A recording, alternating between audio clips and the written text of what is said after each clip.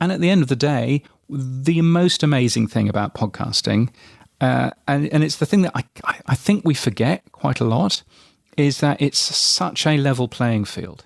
You are in the same, this podcast is in the same podcast directories and the same podcast apps as some of the biggest podcasts out there, as, you know, Smartless and This American Life and the New York Times Daily. You are in that same directory. You're in that same podcast app. You can't say that about any other medium. Today, I'm excited to welcome James Cridland to the show, a name that needs little introduction for anyone in the podcasting space. James is the founder and editor of leading industry publication Podnews, which has over 22,000 newsletter subscribers and celebrates its 5th birthday, I guess this summer for me, but this winter for you. The podcast version of the newsletter is also hugely popular, with many industry newsletters referencing Podnews for their own updates. We'll be chatting about that and more in this episode, so without further ado, the Brit who left the UK behind for the sunny shores of Australia, James Cridland. Welcome to the show, James. Thank you very much, Danny, and it's great to be on. Thanks. And I'm just curious, what made you, apart from the sunshine and the beaches and the golden blue seas and all that good stuff, what made you move to Australia? Oh, I met a girl. It's always the way, isn't it? It's always the way. Yes. And so, when after our daughter was born, it was a question of where do we go for school? And it turns out that London is almost impossible in terms of schools, and Australia is very, very different. So, so that's why we ended up moving here. That's nice. I've got a similar, my wife's Canadian and I moved here for her. So I've kind of followed you a little bit there. Now, you've got a really rich history in the media. Obviously, a lot of us know you from podcasting, but you've had like 28 years spent in radio and online publications and online business. And indeed, you launched the very first daily podcast from a UK radio station back in 2005, which is just a year after you got that lovely top that you're wearing that the listeners can't see, but your Firefox top from 2004.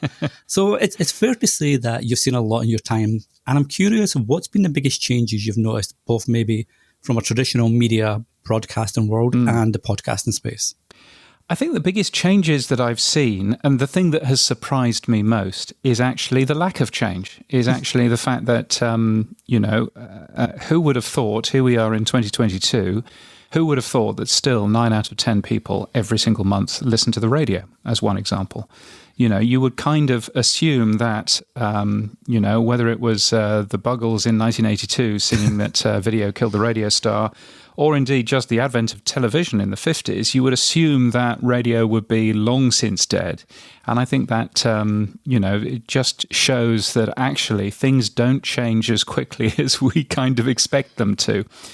So I think that that's been really interesting. But of course, the growth of podcasting, somewhere in the 40% mark now is the total amount of people who listen to a podcast every week in places like Canada and the US and down here in Australia. So, just seeing that grow has also been really interesting and really exciting, I think, for anybody that loves what you can do with audio. And I'm curious, I know there's a lot of talk, and then you've been leading the talk and discussion as well, about how podcasters claim the shows and does it need to go through RSS now, etc., with email and all the fun stuff that you shared about you getting your email scraped for, marketing newsletters and stuff. Is RSS going to remain as the lead de facto method of distribution, you think, for getting podcasts out, or can you see a change coming down the line? I think that's an interesting question. I mean, RSS at the moment is the way of getting podcasts out, and I don't see RSS necessarily going away, but you can very clearly see that Apple is making changes in terms of if you produce a subscription show for Apple, for example, then Apple Apple isn't using RSS for that. Apple is using a different mechanism. Similarly, if you are doing things internally with Spotify, if you're putting shows up on Megaphone, for example, my guess is, and it's just a guess, that Spotify isn't using RSS internally to get into there as well. So my suspicion is that we will probably see RSS still as a very important thing, but some of the bigger podcast directories and podcast companies will be potentially moving away from RSS to power more interesting things from their point of view. And I think, what we need to be careful of in the podcasting space is just to rein them in a little bit and make sure that, if you're wanting to do this because you want to add transcripts, well, let's work on an open platform for transcripts, for example. If you're wanting to do this because you want to be able to have better links to other places, well, let's work on the RSS standard to end up doing that. The beauty about RSS is that it's extensible, so you can add additional tags and additional information in there, and it doesn't break anything, which is a wonderful thing. And I think if we focused on that a little bit more, then that's probably good news for everybody in the podcasting space. And certainly with the Podcasting 2.0 guys, Dave and Adam, I know they're pushing a lot of the tags and the movement, for different namespace and different tags, etc. So can you see a lot more support from apps, or does that still need to happen for Podcasting 2.0 to really get that, that buy-in, so to speak? I think that there is a fair amount of activity from apps. I think one of the difficulties there's a bit of chicken and egg in terms of, do you wait for the apps to put something in place, or do you wait for the podcast hosts to put something in place? And actually, if both sides wait for the other side, then we'll get nothing done. So I think what's exciting is actually seeing some of the tags that Adam and Dave have been working on. And to be fair, it's not just Adam and Dave, it's the entire community. Some of those tags already being implemented both in podcast hosts like Buzzsprout, which has been doing a really good job of supporting a lot of them. But, Captivate supports a bunch, and other people support them too. Both seeing that, and some quite niche podcast apps at the moment, but nevertheless, there are some quite niche podcast apps which are supporting a bunch of these things. I think the secret is the podcast transcript tag, which enables every podcast out there to have a proper transcript. And not just a transcript that you can see written down, but also, if you want them, closed captions or subtitles, I would call them, so that you can actually consume podcasts by looking at the screen. So it's better for both robots looking at them, but also, of course, for people who have difficulties hearing as well. I think the transcript tag is a really important tag, and I think if we were to focus a little bit more on that tag and getting that tag up and running, then I think that there would be, real benefits to everybody in the podcasting world. I know I chatted about this or some of this with Vivo Terra in the first episode, and he'd mentioned that because like the likes of Apple and Spotify haven't adopted a lot of the tags yet, that's where the sort of stumbling block is. And I'm wondering, I'm always surprised when I see Amazon. I use Amazon Music, and that's got a great option on it on the app where you can play an album and the lyrics will pop up and they'll scroll along this up on the screen. And I'm just surprised that no one's really done that for, say, podcast transcripts, to your point of where it's, it's flowing on the screen completely for you, so you can easily listen along and read at the same time. Yeah, so there's a few apps which are doing that at the moment. Podfriend is one of them, and there's another one which also starts with Pod, which is blue, and I'm desperately trying to remember its name, but I can't. Is that Podverse? Who knows?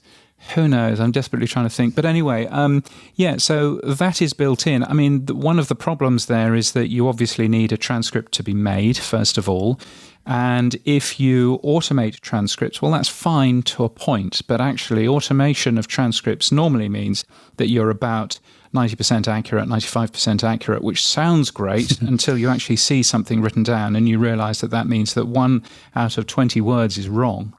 And if 1 out of 20 words is wrong, legally wrong, then you've got problems. I mean, my example is, if you had a transcript of somebody saying that Adam Curry likes children, but actually what you end up seeing in the transcript is Adam Curry eats children, then that might be an actionable thing. He doesn't, by the way. So I think we just need to be a little bit careful there. And I think quite a lot of the work that the podcast namespace has been doing is really around understanding and respecting what creators want. And, it's the right thing for a creator to be in charge of their transcripts if that's what a creator wants to do. And so it's the right thing for a creator to be able to give a transcript to somebody like Amazon Music. Right now, you can't do that. The only way of getting a transcript out of the Amazon Music podcast app is on a few Amazon exclusive shows. And it's all completely automatic and using the Amazon tools. And so if you are a podcaster who wants your transcripts into Amazon Music, well, tough, because they won't actually accept them. And that is, I think, a bit of a sad thing. And I think, we should be pressurizing companies a little bit more to respect what creators are doing and to basically say, okay, if you've got, for example, transcripts, then we will gladly take those as the canonical transcript of a particular podcast. I think that's a really important point. I don't know what the exact figure is. I had a number that I was looking at, and I think it's about between 16 and 17% of people over 12 in the US have a hearing impairment. So I think it's that's a huge amount in people, and if only it's just like 5% of these listen to podcasts, or 40%, as you mentioned earlier, that's a lot of people that aren't getting the full benefits of that episode because of the lack of the transcript. Oh yeah, no, absolutely. So it's really important that that's done, and and frankly, it's the law that it should be done anyway in most countries. It's certainly the case in the US, and one would argue across Europe as well. So if podcasters aren't doing that, then that's a problem as well. But it's just one of the examples, I think, there of making sure that the RSS standard is enhanced to allow that sort of thing, because that's an important thing that all creators actually want.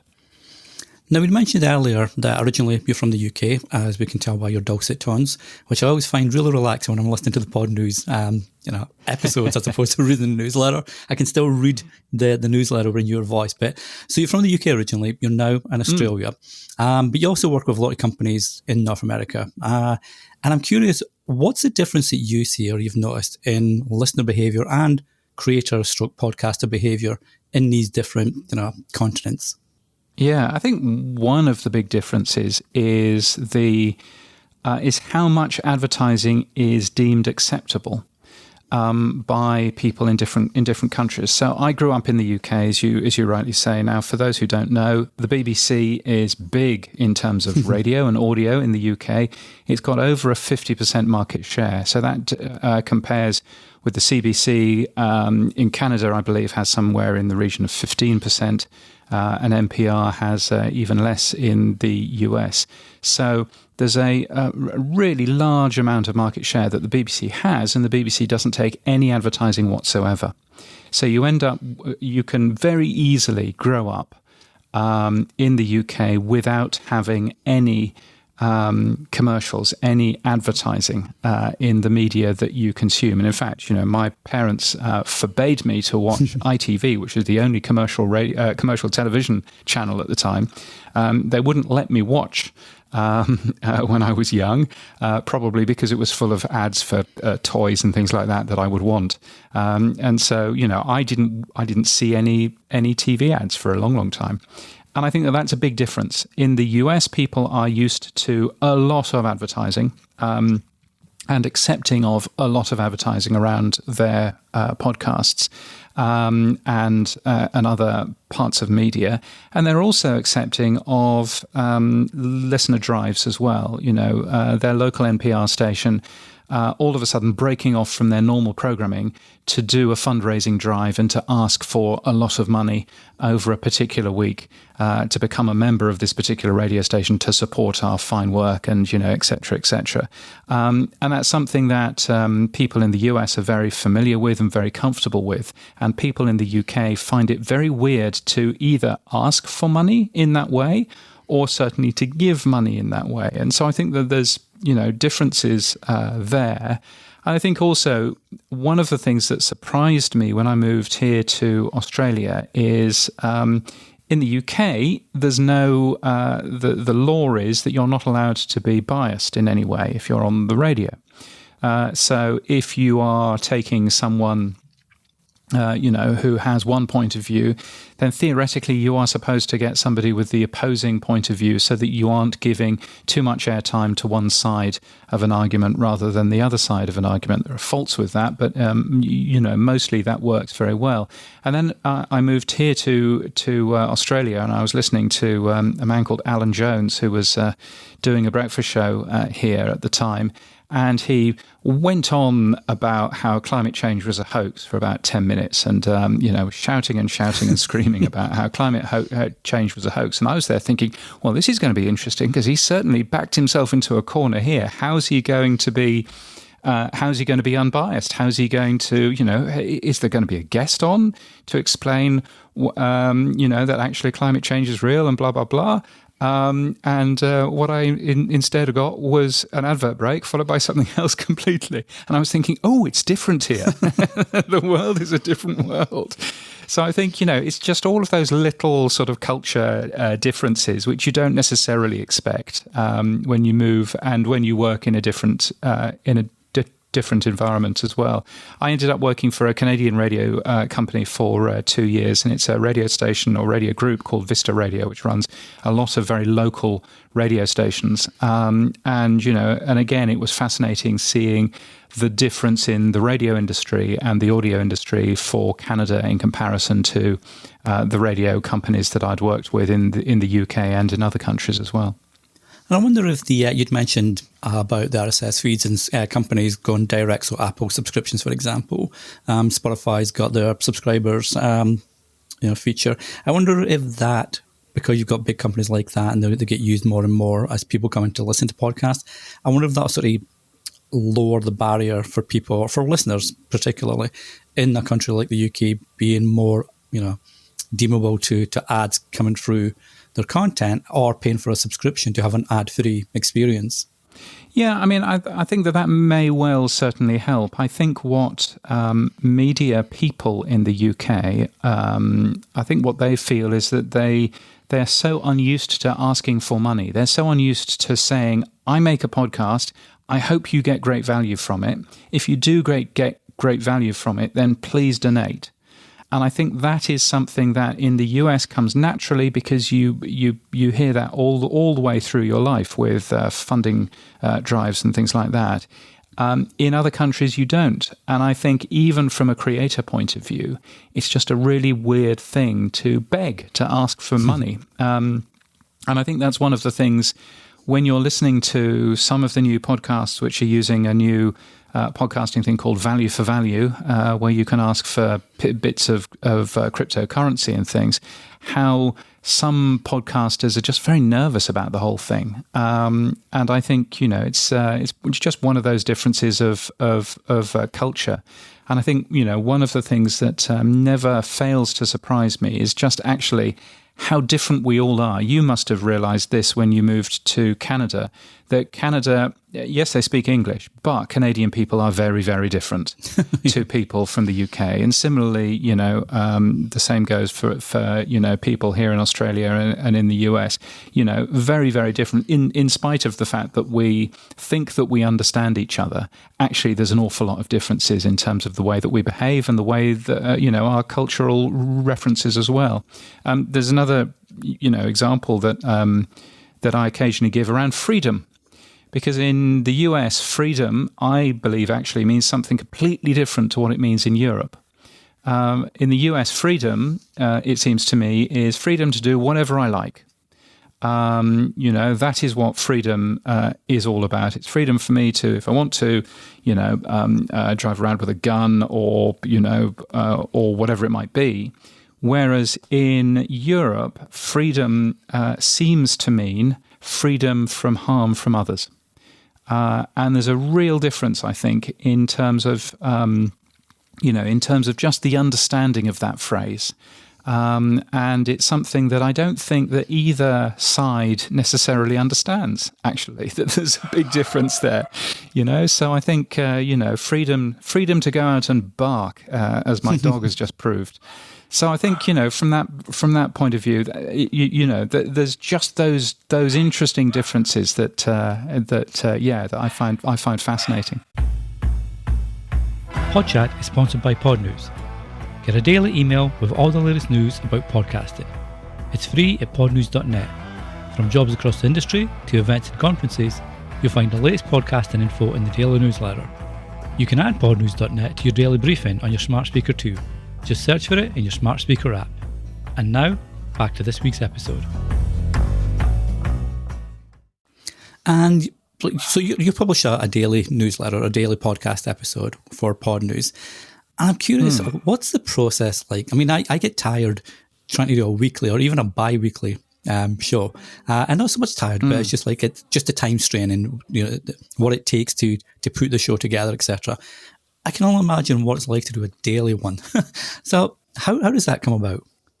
Yeah, well, so Podnews is really there to curate the news of the day in terms of podcasting. I have a great benefit in that the time zone here in Australia is moderately useless for most things, but it's really good for putting together a daily newsletter. So you lot in North America go to sleep at about midday. You certainly stop producing news.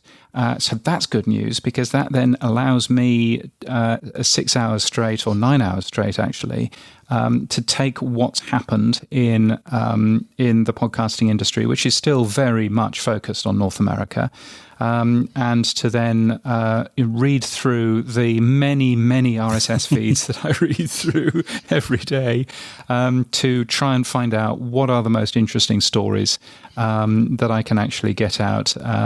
People also send me an awful lot of email as well. And so that typically will be, sometimes 4 or 5 hours to go through all of that, to write stuff up, and then I will record the podcast. The podcast is actually one of the most favorite things of mine because I enjoy, occasionally being creative in terms of the audio. I had to take a very, very boring statement from Spotify the other week. And it was very tedious and dull. And I thought, I've got to read this out on the podcast, but how do I do it in a way that will be obvious that I think that this is nonsense? So I sped it up by 25%. So it sounded like the small print at the end of an ad for drugs on the TV. So all of that stuff I really enjoy doing, and then typically that then means that Podnews here goes out at 9 o'clock at night, which is a really good time, and quite a lot of it was all around working on the workflow, making sure that it was easy and straightforward to put together because, I've got other jobs as well. So to make sure that this is easy and straightforward to put together so that I can, if I need to, put it together in 1 hour in an airport lounge because I'm flying somewhere, that was a very important thing. And so there's a lot of scripting, there's a lot of automated tools that I've written, which will take the audio, for example, and package it up in different formats, add the artwork, upload it automatically, all of that kind of stuff. So a lot of it is built very much around taking the non-creative drudgery away so that I can just focus on the actual creative, work every single day. And you do it all, because I was going to ask you if you had a research team, but you just answered that there, I think, when you said that you spend hours upon hours going through RSS feeds and articles and blogs, etc. So it's all just you. It is all just me. I have worked out how to use the technology to my advantage, and I think one of the real benefits was when I was at school. I didn't do sport because I didn't enjoy it. So I hid away in the computer room, and I learned how computers worked, and that was a fantastically useful thing. Because what that's allowed me to do is I've written all of the code for how Podnews works. So with the exception of the mailing list software, I've written everything else. So that has enabled me to write lots of tools which make things really fast and really quick. So there's a section of Podnews, for example, which is all around podcasting news, and it's got little thumbnails of the podcast, of new podcasts and things like that. And and all of that. And all of that is completely automatic. So if I've linked to a podcast, the code recognizes, oh, you've linked to a podcast, you're in the podcasting news section, therefore I must lay this paragraph out in this way, and I will go off and find the thumbnail and blah, blah, blah. And all of that is completely automated because I haven't got time to sit there and fiddle around with, tables and images and and uploading images and everything else. So I'm not doing any of that. And I think that's been one of the things that I would really recommend if you are whatever job you are doing, if you are involved in doing something online, then make sure that you understand a little bit around coding. Because you will find it so useful in the future in terms of being able just to cut the corners of the stuff that, frankly, isn't really helping you and enable you to be more creative and to put your energy into creation rather than in just tedious button pushes and things like that. And it's interesting to see that schools are now teaching coding as part of the curriculum. It'll be cool to see what my kids, for example, they're 10 and 12, what they'll be doing. Like when I was at school, it was just your boring math, history, geography, all that stuff. Maybe play some rugby, that's it. But now it's cool to actually see kids getting coding lessons built into their actual curriculum. Yeah. Oh, yeah. No, absolutely. And just watching my daughter who's 9 navigate her way around her iPad and everything else. I mean, we found her editing multi-track audio the other day. Wow. You're just there going, okay. we haven't taught her that, but she's completely got that. So so I find all of that stuff fascinating. But I think one of the things that I having worked for large radio stations in the past and large broadcasters in the past, one of the things that, I was very keen on doing is to see if I could work out something where you only type something in once.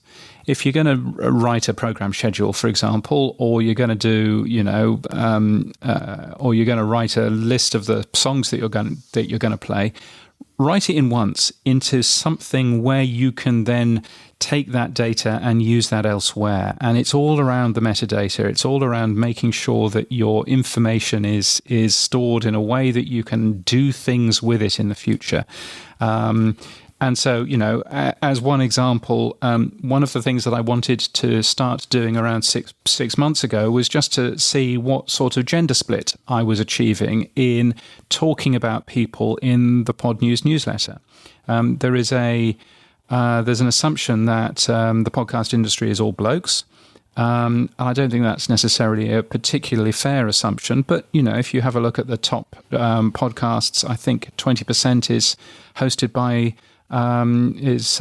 by women. So there's still obviously some work to be done in there. So I thought, right, I wonder how I can do a little bit of code that will work out how many men I'm talking about versus how many women. And so working on ways of doing that could benefit me in other ways it has been really, really helpful. And so what I've ended up doing from that is it's a 2-minute piece of work that I do at the end of a Podnews, which is just going through, it spots all of the names, because a name is typically 2 words, both with capital letters at the start. So that's really easy. So spotting all of those names, recognizing them if I've noted them before, or me adding those if I haven't, and also associating a Twitter name.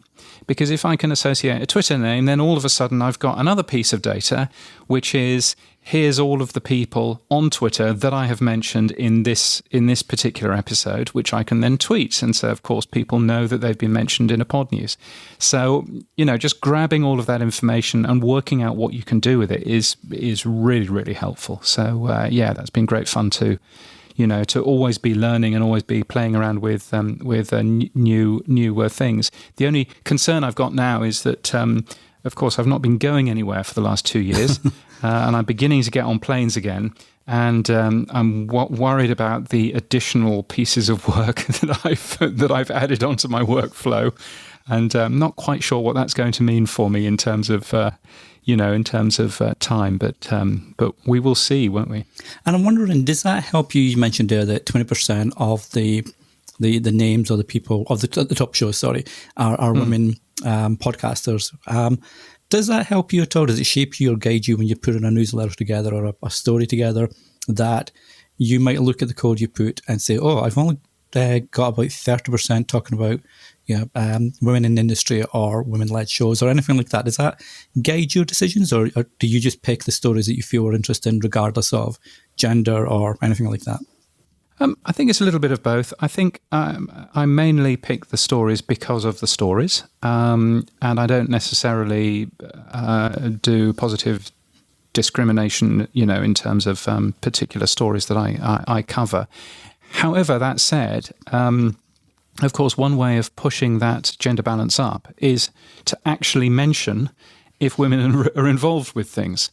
So one of the things that I have noticed me doing over the last couple of months is to actually mention, where hosts of new podcasts are women, where the CEO of new podcasts are women, getting that information in there. And actually that's, I think, actually quite helpful, because it does show, make women in the industry more visible.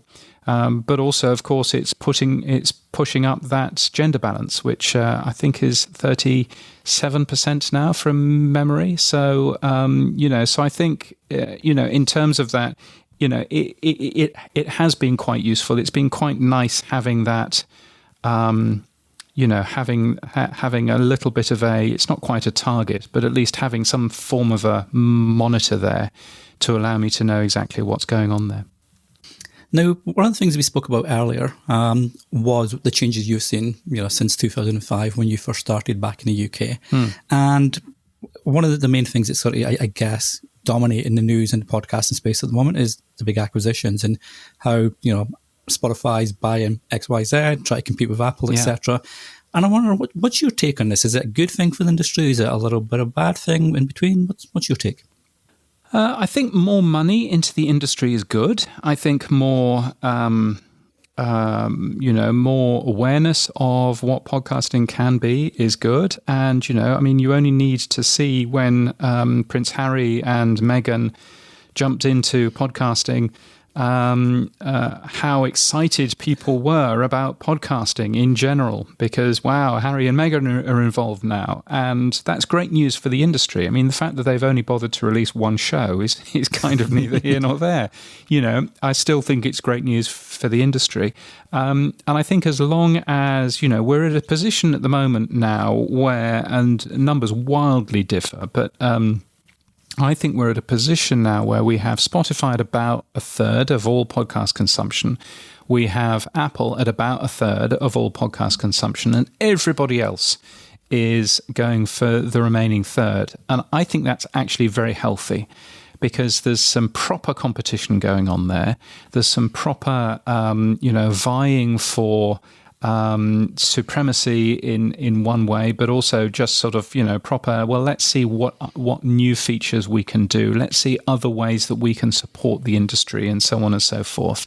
I think we're probably at a very good, healthy stage of where we are in comparison to 4 or 5 years ago, where Apple had the lion's share, 65-70% of all podcast downloads. We're at a very different place now, and I think, frankly, far more healthy. I just think we just need to be careful to guard against there being another time where you've got a large company that may be Spotify coming down the road of more than 50% market share. And I don't think that's helpful to the industry, and I don't think that is a good thing. But the amount of money going in, the fact that you have large companies like SiriusXM and iHeart jumping into podcasting with both feet, and of course, the work that Rogers is doing in Canada and Chorus.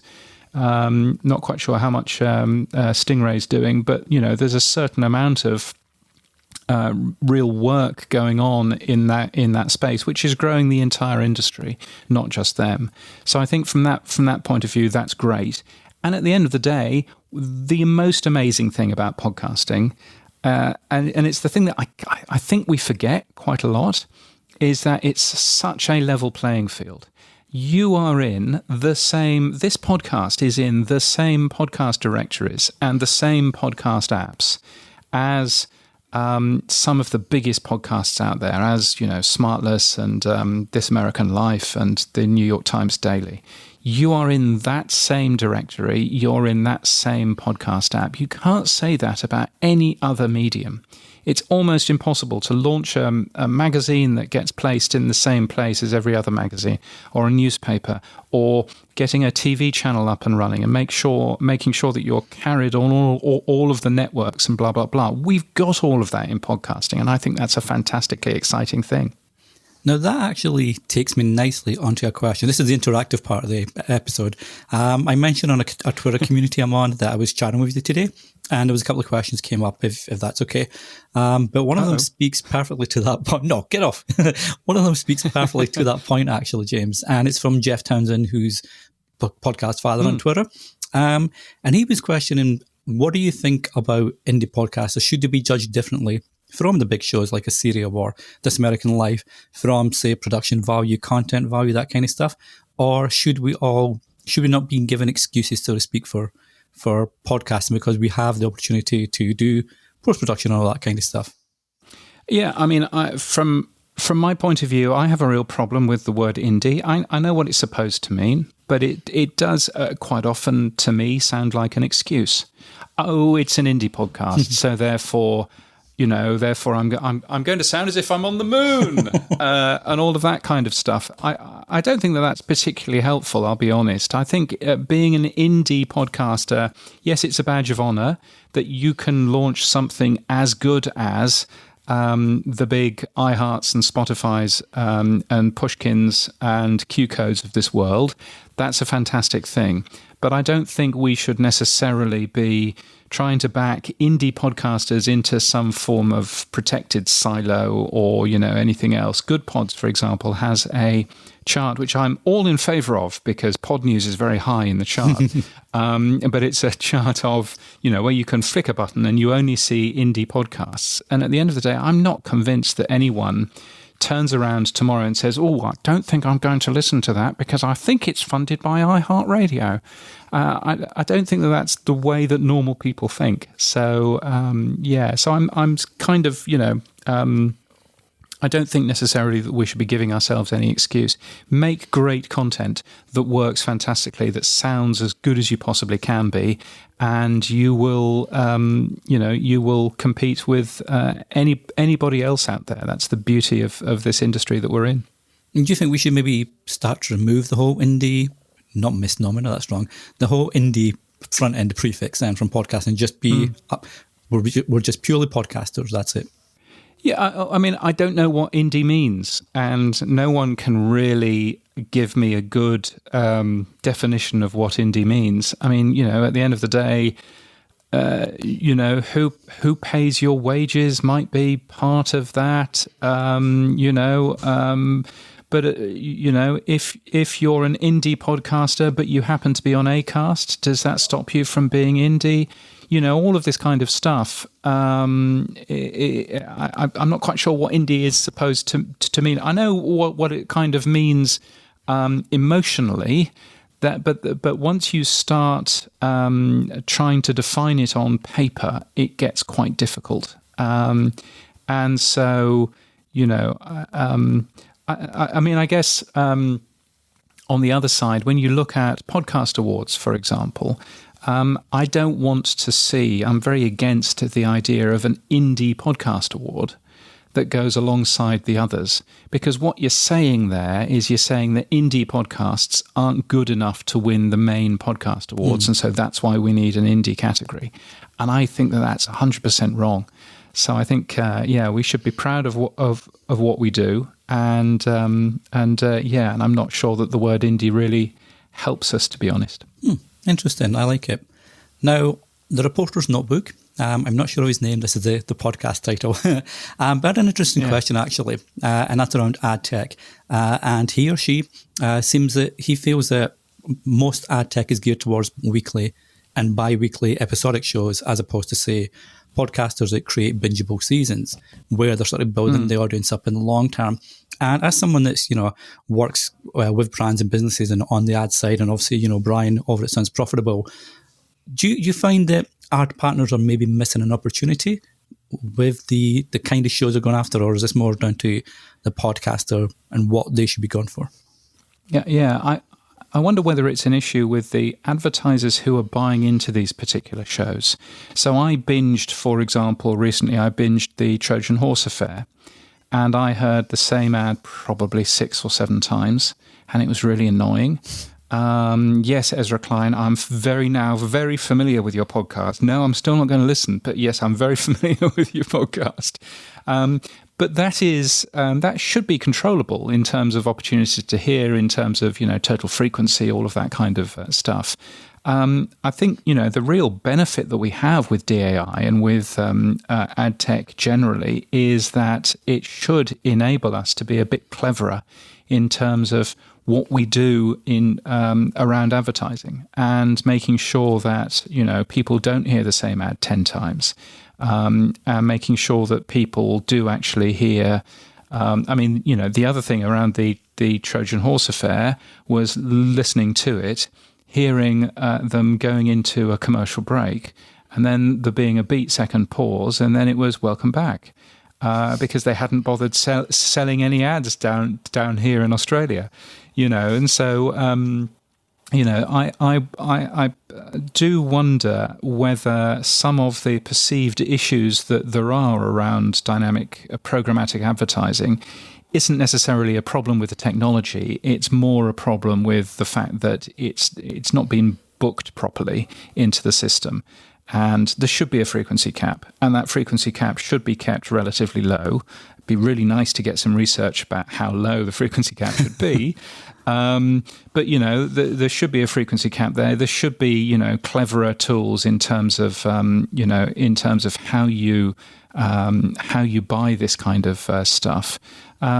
But I do think that, DAI and that sort of thing should really help. If you're producing a fiction podcast, which is an evergreen piece of audio that can live on a podcast directory for years and years and years, then using dynamic ad insertion, which, Captivate offers, but which many other podcast hosts now offer, using that sort of tool will still allow you to keep making money from your great content in the future. And that's an important thing. And speaking of cool tools, like this evening, yesterday evening, time's all over the place. Yeah. The latest episode of Podnews shared a pretty cool tool called Spooler, which looks to be using dynamic insertion, dynamic content pretty cleverly.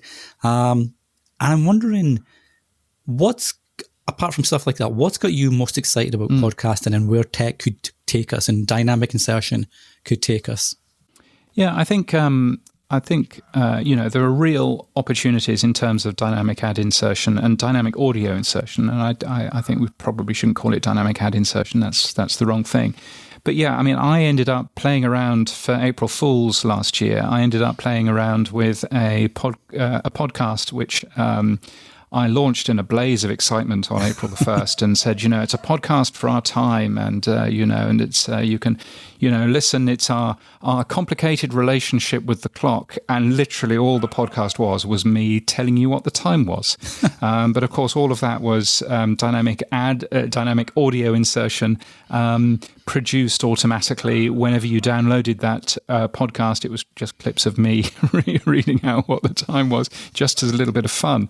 I think that there are things that we can do that we can do some very, very clever things. There's a brilliant company out there, for example, called A Million Ads, and I know this is about ads, but you can do this in terms of content as well, where they have loads of different bits that produce a great advert. So you can, for example, if it's an ad for Starbucks, then if it's a cold day, you can advertise a nice warming latte. If it's a boiling hot day, then you can advertise, an iced, frappuccino or whatever it is that they call them.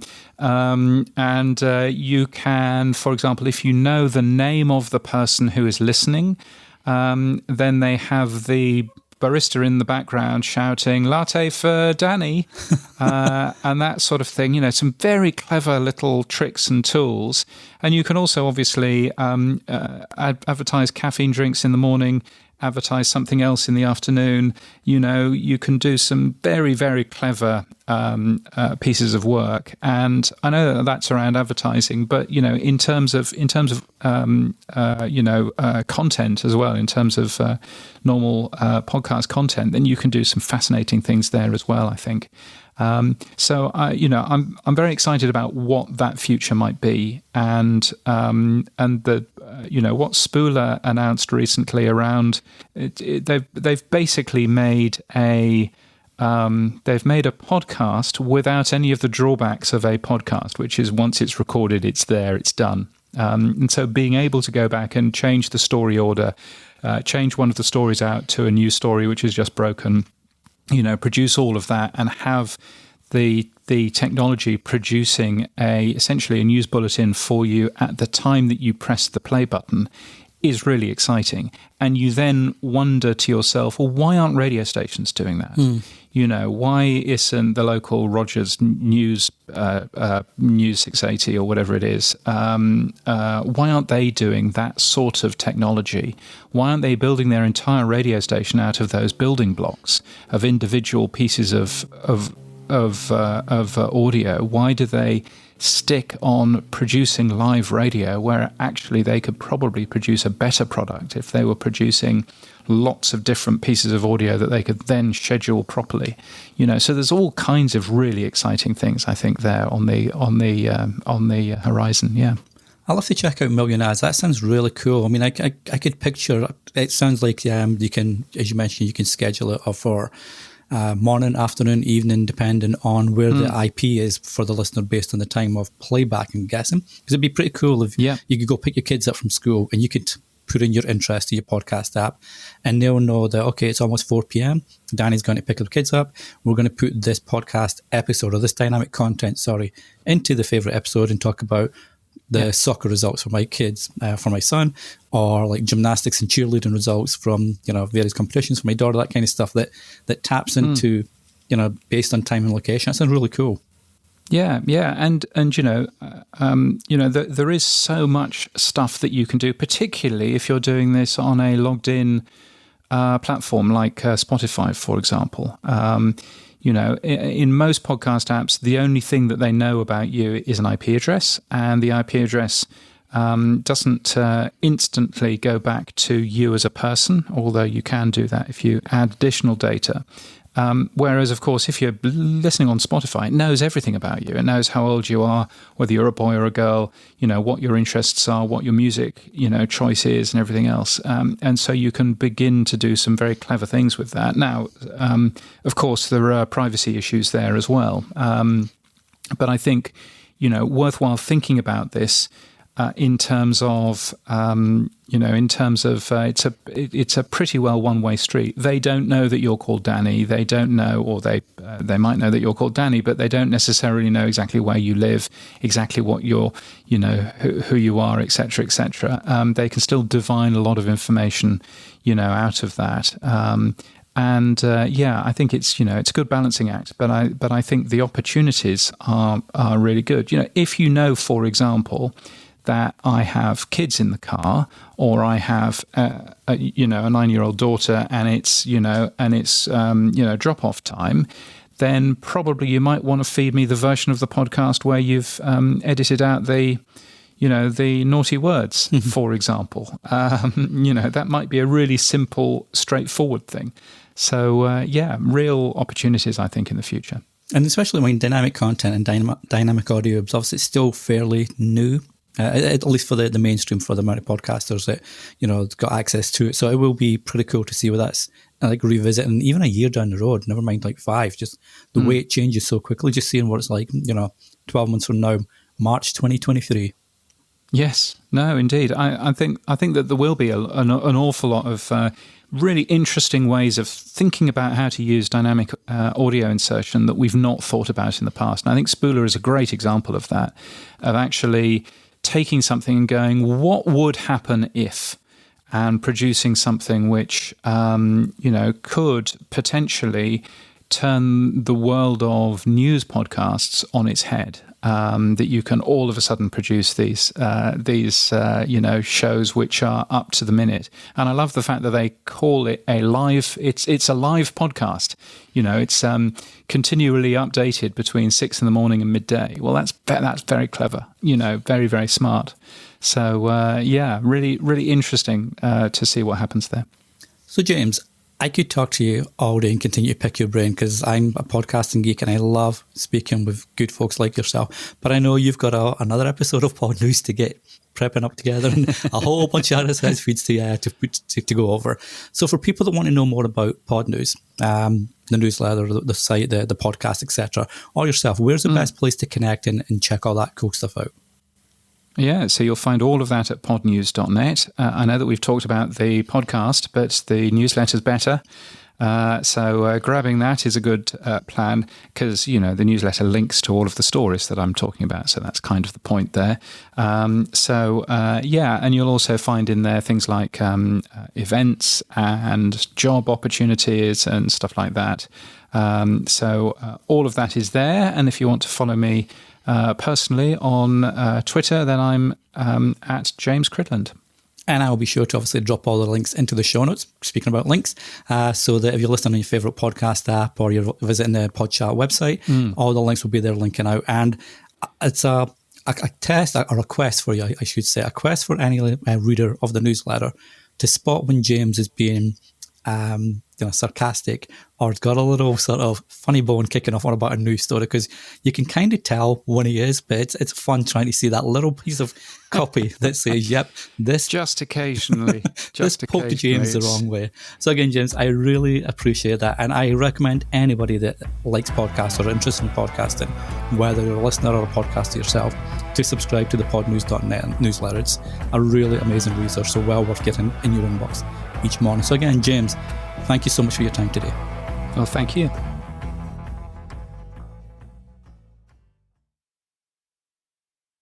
Did you know every time PodChat gets a new review, a baby podcaster takes their first steps? Help a baby podcaster walk today by leaving a 5-star rating or review on the likes of Apple Podcasts, Spotify, and more. Just head on over to podchat.ca/review and do your magic. These little feet are counting on you.